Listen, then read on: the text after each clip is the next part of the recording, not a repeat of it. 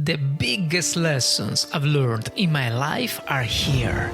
Through different topics, I'm going to inspire and motivate you to reach your success and your dreams. I'm so grateful that you're here on Journey to Success. So let's enjoy my next episode together.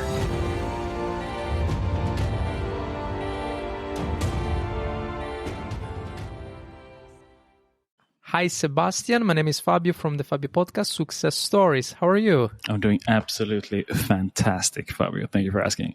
Very, very, very good. So I will say before, I'm in the Netherlands. So let's continue.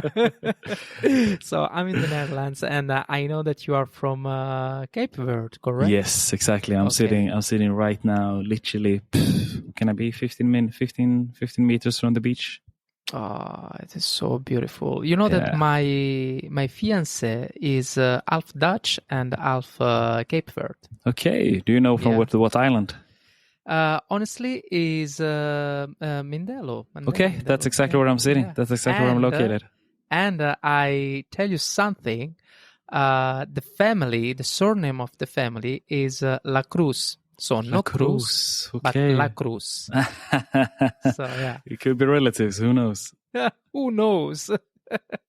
All right. So, who is Sebastian Carlos Kruse? So Sebastian has served as a celebrity coach for icons like Madonna and Mohombi. And correct me if I'm wrong. Yeah, and he took that stage as a speaker on Vision Zero Suicides. But before this, Sebastian Carlos Kruse was just Sebastian who faced different challenges. So who was this child, right? So before being cool, coaching famous people, Sebastian, who were you? So from now on, I leave the word to you. Go on. That's a great question. Before being cool, who was I? Listen, Fabio, I'm going to tell you right now, I was born cool, brother. No, I'm joking. Right. Well, then we can really close the episode. That's it. and that's it, guys. Thank you for this episode. No, but so I'm born and raised in Sweden. My father is Cape Verdean. My mom is Swedish. So I was raised on both sides of the fence, so to say. I got to see a lot of good things on both sides, a lot of tough things on both sides. And as somebody who was growing up in Sweden with a colored father, I faced different difficulties growing up, but also as everything from like Nazis to a lot of racism in Sweden, but also had a very idyllic upbringing in the sense of Swedish summer is absolutely incredible. I had friends. I did a lot of amazing things, but I always had this eagerness to fit in, and I always wanted to do my own thing. But that's essentially how my journey started in Sweden. And after I turned 19, which is when we graduate in Sweden, me and my best friend decided to travel. So we traveled all across the world. We traveled to Australia. We ended up in Asia, different places, a bunch of different places in Europe. And then after some time, I ended up in Norway. And in Norway, that's when I'm starting to be cool. All right. Okay, so you definitely liked to travel, as understood. Yeah, definitely. Okay. But so this was your comfort zone. But I mean, I like to hear the precise moment you felt you had to change. Okay, so what was the negative feeling before that? If something happened in your life, and what was the positive feeling after that? So especially when you fell in love with dancing. So what was the trigger in your case, Sebastian? So I was always searching for Cape Verde. I was always searching for my roots, a place where I could fit in, a place where I could be myself. Because naturally, if you are born in Sweden and you are coming from, you think you're Swedish, right? But you understand you have an African heritage, but like Swedish is all I know. And then from you starting to not be accepted by people around you, and the older you get, or in 12 to 17, you start to understand, okay, wait, puberty, I'm different. I look different. We eat different. I talk different. I believe different things because that's been installed from my family. And as a result of that, I was again faced with Nazis and I started doing martial arts. doing a lot of martial arts in order to defend myself. And that was it. I was going to be a fighter. That was my goal. I did it for 7 years, like very intensely until I was 17. And my whole thing was just like, I'm going to go pro. This is what I'm going to do. Yashta. And then once I had a friend of mine who went to a dance class, and he said, "Hey, bro, I'm not sure about training and getting kicked by men all the time, but our dance teacher, she's so hot." It always starts. And I didn't need to hear more, brother. After that, I was sold. So, so joke aside, like that is definitely part of the truth. But it also I believe it. I mean, it also comes to the point of I found a place where I could express myself, and I was accepted. I found Twisted Feet Dance Academy in Gothenburg, which is it was a huge part of my upbringing in my late teens, so to say. And so yeah, that was definitely one of those first moments where I'm like, whoa, that's when I found dancing, and I just started to go all in on dancing. So then from becoming a professional fighter, it's like, no, I'm going to be a professional dancer. That's what I'm going to be. Go all in, do that for a couple of years, move to Australia, stay in Australia, get to Norway, end up in Norway, and in Norway I live with my dance crew. That's when I'm really becoming a professional. That's when I'm starting to work as a professional. I'm doing tours in Norway. I'm starting to model at the same time. I'm traveling internationally as a model, as a dancer. I'm going to all these events. I'm getting booked. I'm getting paid. I'm making big money. And then from nowhere, I run into this wall. And then that wall is panic anxiety. Well, it's truly like I'm thinking about something, right? So more than a couple of years ago, maybe 4 or 5 years ago, I started salsa for the same reason, right? No, but the start was truly for the same reason. Like, hey, there are girls, it's beautiful, so let's flirt, etc., etc. Let's go. I liked it, so it's not so much far. Truly. And okay, well, beautiful. And tell me, have you, how can I say, have you never had a crisis? Like, would you mind sharing a moment when maybe you felt you weren't good enough for the world of dancing and stage, or everything was nice, smooth? So many times, brother. So many times. Yeah, I was really struggling with my self-confidence for a while there. I always had a good self-belief. So I believed in myself. I believed that I could make it. I just had bad confidence in my ability when I was doing it, right? But I always had this belief in myself. But I remember so many times, like I've done 2 knee surgeries where I was pretty big surgeries because of dancing. So I couldn't do choreography very well. I wasn't good in taking choreography.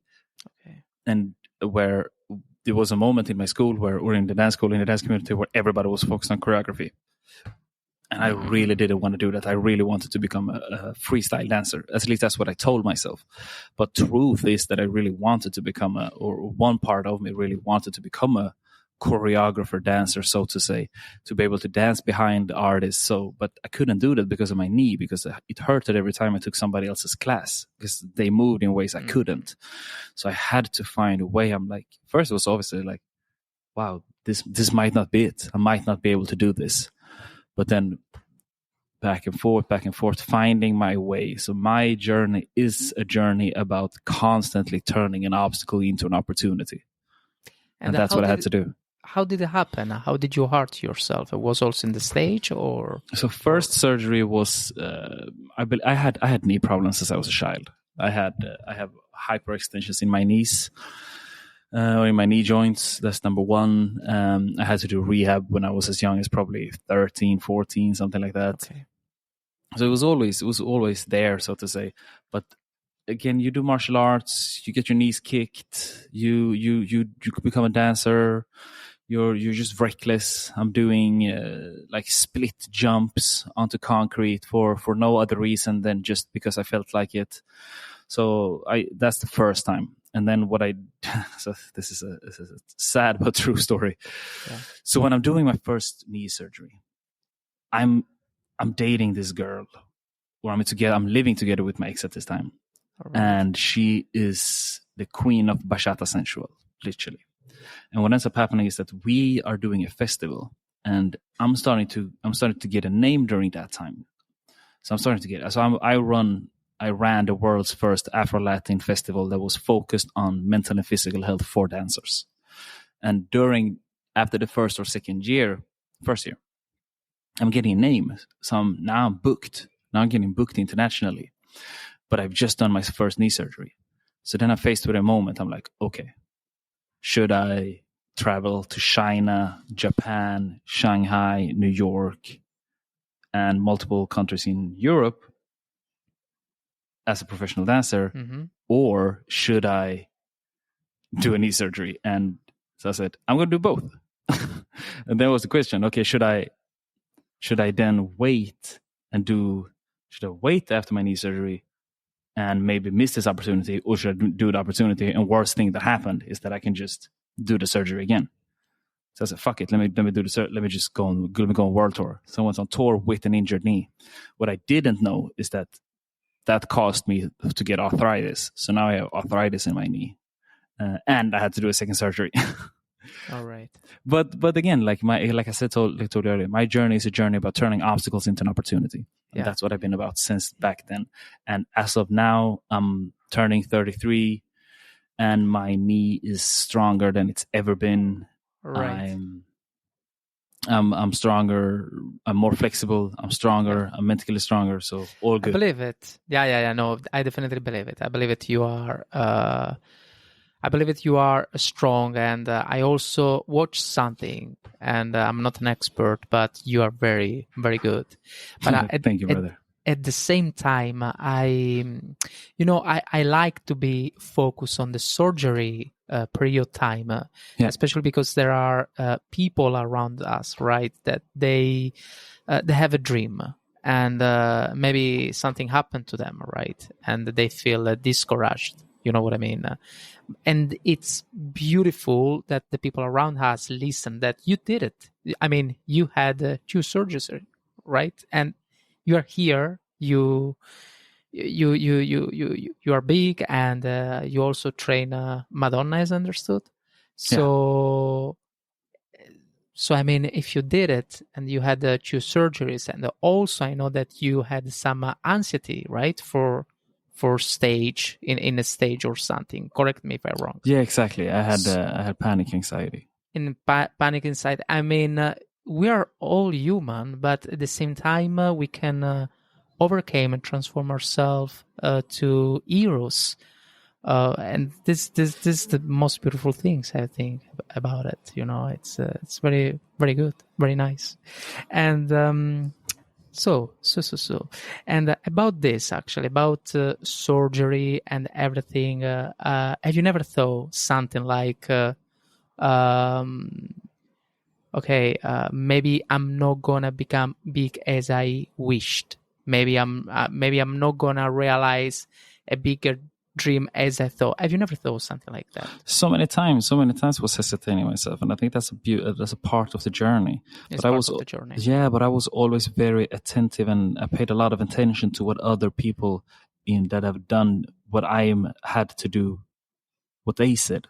So I listened to a lot of people that have been through injuries. I listened to people like a lot of sports stars, a lot of athletes that had to go through a lot of different surgeries, and I listened to what they said, and I said, hey, look, you will feel this, you will feel that. And then again, I like to get my ego to work for me, not against me. So I'm using the fact that, okay, but if this human can do it, he's human, I'm human. If he can do it, then I can definitely do it. Like there's no way he's better than me.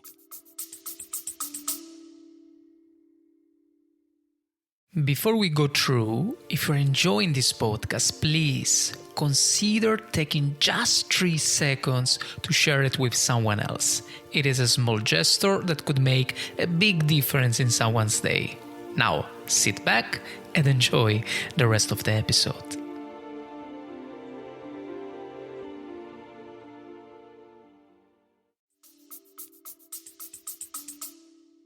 And you overcame. I mean, you overcame with the surgery and the anxiety as well. And would you like to say something about it? How did you do? How did you overcome, especially the anxiety? All right, because I know that the surgery maybe it's more maybe physical thing and the therapy, but the anxiety it's more something more psychological, I think. Yeah, it was way tougher to go through the anxious part. And my Yeah. tip to whoever is dealing with it is that you have to come to an understanding and an acceptance that whatever you're dealing with right now is 100% in your control. And I understand how crazy that sounds when you are in the bottom. I've been there. I've seen the darkness. I was just looking at a different angle than you are right now, but I'm right next to where you've been. I've been right there at the bottom, contemplating suicide. But the only difference from the man I am today, with all the success, all the things I've done, versus the person I was in that moment, is just my mindset. That's it. So you have to understand that your journey is extremely unique, but it's so unique that other people have walked it before you. So follow what they're saying, talk to people, share. If you're suffering, it's probably because you're suffering in silence. Share with people. Don't label yourself worse than it is. You're going through a really tough time right now. And you hear this all the time as of right now, where people are saying, I have anxiety. I have anxiety. Oh, I have a test tomorrow. I have anxiety. Oh, I'm gonna go on a date. I have anxiety. You don't have anxiety. You're anxious. It's a big difference. But you're labeling yourself, and semantics matters. So pay attention to the words that you're using about yourself. All right. Yeah, it's true. Sometimes we use words to force something about that doesn't exist yet. Words You know what I creates your reality. Yeah, most Yeah. certainly, because these are thoughts that you're having, and now you're speaking them into reality.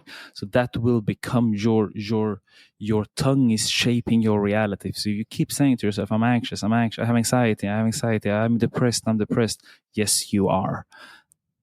It's gonna portray. It becomes a self-fulfilling prophecy. Right. And how many years took to recover totally with the surgery and to have a confidence to be totally yourself on the stage? So I'm still doing rehabilitation. It's just I don't call it rehab anymore. I call it prehab. But I'm still damaged. My knee is still not full. My left knee is still not as good as my right knee. But it's not, the point was never to become 100% correct. The point was to understand, how can I keep doing what I love with what I have? I have this body. I can't change it. This is what I got. How can I let this work in my favor? Right. I can improve my dance style. I can change my dance style. I have this mind. I cannot change it. I can change the brain I'm having. Okay. How can I use this to optimize who I am, what I do, what I want? So you have to look at it, look at the tools that you have, and be objective about it. Okay, this is what I have. This is in my control. My body is not in my control. I have this. It's not in my control to the extent of this. Which body I got? This is the body I got. Let me do the best with it. So what does that mean? Well, for me, it means that I have to do mobility exercises every day. I have to do stretching exercises every day. I have to do workout. That's how I keep my legs and my joints mobile and strong. So it's more about working with what you have and making sure that you are 100% confident in fact that you have done the work. Maybe better like that. I mean, when someone is totally good on something from the beginning, right? Yeah. So it doesn't really improve itself. So after a while, it just accept who he is. Like, yeah, all right, I'm good. It's not. I'm not gonna train myself because I'm good enough, right? But in a long period of time, then it's not enough. But in your case, it's more like, well, I accept the fact that my body is not perfect, so then I'm gonna become better than anyone else around me. So it's very good mindset. I love it. Thank you. Yeah, and it's about, because it's the only mindset that serves you. Any other mindset won't work. It's a fallacy. The only thing you can focus on is what is in your control, and you can only control the things that you have. So I can control the effort I put in. I can control that with what I have, I'm going to squeeze out every part of life, whatever it gives me, right? This is why I travel so much. This is why I do so many things. This is why I'm involved with charity. This is why I go out and I dance with kids. This is why I go to SOS Children Village. This is why I'm doing public speaking, because I really want to experience life. Love it. And well, today you are in a better place. So tell me about today, finally. So who is Sebastian Carlos Kruse? Who are you? That's a good question. As of this October 26th of 2023, I am a public speaker. I just finished my first TEDx talk, one of many. I'm heading to the capital, and I will have my keynote speak for the parliament within the next week. I'm a celebrity coach. I am somebody who really loves my family. I'm extremely proud over my heritage, both of my Swedish and my Cape Verdean side. I'm somebody who absolutely love my mother and my father and my siblings. That's so beautiful. And as of now, I'm doing a lot of charity work. I'm making sure to adding as much value as I possibly can to Africa, and making sure that I want to leave this world better than as cliche as it sounds, right? Like I really want to, when my time is up, I know I pushed it. I want to live your life to the fullest. That's the man I am today. I hear you. Yeah. Like I mean, we are here in this world, right? And but we are here for a reason. That's what I think every time. And it's beautiful if any of us understand we are here to leave a mark in this world. So you're doing, and some of us do, but not, unfortunately, most of the people don't do enough. They don't realize their dream. They don't, unfortunately, they don't vision enough to go through, Exactly. And it's pity, because there are so many talented people in this world. And and I just wish that with this talk that you are having with me today, people around us understand that that you can become whatever you want to be if you really go through. And that's the thing. You have to respect the process. You can become anything you want to be, but you can't become everything at the same time. That's not how things work. Yeah. You have to respect the process. Things takes time, and we are so focused right now in a quick fixed society. We want Instagram fame right now, 1 million in 30 days, 6-minute abs. That's not how things goes. No, absolutely not. Beautiful. And wow, love it. And I mean, time is flying. And is there anything else would you like to say or promote before concluding the episode, Sebastian? So for anybody who is listening right now and you are in a place where you want to elevate yourself, you will feel imposter syndrome. You will doubt yourself. You will think that you're not enough. That's part of the journey. That means you're pushing yourself. Don't worry about it. Do it anyway. Get out there. Live life to the fullest. No matter what the people in your closest circle think. If your people in your closest circle are shitting on you, get a new circle. If there is nobody around you, join communities online. Don't let anybody else hold you back. And most definitely, don't let yourself hold you back in becoming the best version of yourself. And if you want to connect, you can find me at meetcoachsebastian.com. That is MEET, coachsebastian.com. Or on any social media at coachsebastian.cv, as in Cape Verde. Love it. And with this, we conclude the episode. Thank you, Sebastian, for being here to the Fabi podcast. And thanks to my community for always being here. A hug, and see you next Wednesday. Cheers. Here we are. Congratulations. You just finished my entire episode. So, The only thing I ask is to take a moment to give Journey to Success a rating. By the way, thank you so much for being here on Journey to Success. I'm very grateful. Thank you, and see you next time.